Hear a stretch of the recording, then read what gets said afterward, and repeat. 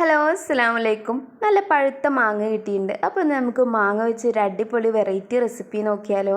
ഇതാ മാങ്ങ പീസാക്കിയിട്ട് നന്നായി അടിച്ചെടുത്തിട്ടുണ്ട്. നാരൊന്നും ഇല്ലാതെ അടിച്ചെടുക്കണം കേട്ടോ. ഇനി ഒരു 2 ടീസ്പൂണ് നെയ്യ് ഒഴിച്ചെടുത്തിട്ട് നമുക്ക് ഈ അണ്ടിപ്പരിപ്പ് മുന്തിരിയൊക്കെ ഒന്ന് റോസ്റ്റ് ചെയ്തെടുക്കാം. ഇനി നമുക്കൊന്ന് മാറ്റി വെക്കാം. ഇനി നമുക്ക് 1 കപ്പോളം റവ ഒന്ന് റോസ്റ്റ് ചെയ്തെടുക്കണം.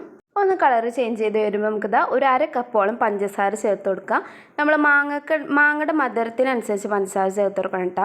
ഇതാ പഞ്ചസാരയൊക്കെ മെൽറ്റായി വന്നിട്ടുണ്ട്. ഇനി നമ്മൾ അടിച്ച് വെച്ചിട്ടുള്ള നമ്മുടെ മാംഗോ പൾപ്പ് ചേർത്ത് നന്നായി ഒന്ന് മിക്സ് ചെയ്തെടുക്കുക.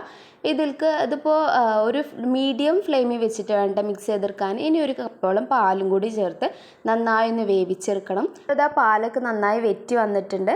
ഇനി ഒന്നും കൂടി മിക്സ് ചെയ്തെടുത്താൽ ഇതിലിങ്ങനെ വേറിട്ട് വരുന്ന ഒരു കൺസിസ്റ്റൻസി വരില്ലേ, അതുവരെ നമ്മളൊന്ന് മിക്സ് ചെയ്തെടുക്കുക. റോസ്റ്റ് ചെയ്ത് വെച്ച് അണ്ടിപ്പരിപ്പും മുന്തിരി കൂടിയും ചേർത്ത് കൊടുക്കുക. അപ്പോൾ നമ്മുടെ അടിപൊളി വെറൈറ്റി ആയിട്ടുള്ള മാംഗോ റവ കേസരി റെഡി ആയിട്ടുണ്ട്. ഇന്ന് ഡെക്കറേഷന് വേണ്ടി കുറച്ച് അണ്ടിപ്പരിപ്പും മുന്തിരിയൊക്കെ മേലൊന്ന് ഇട്ട് കൊടുക്കുക, കുറച്ച് പിസ്തം കൂടി ഇട്ട് കൊടുക്കുക. അപ്പോൾ നമ്മുടെ അടിപൊളി റെസിപ്പിയാണ്. അപ്പോൾ ഇതുവരെ ട്രൈ ചെയ്തില്ലെങ്കിൽ എന്തായാലും ഒന്ന് ട്രൈ ചെയ്യുക.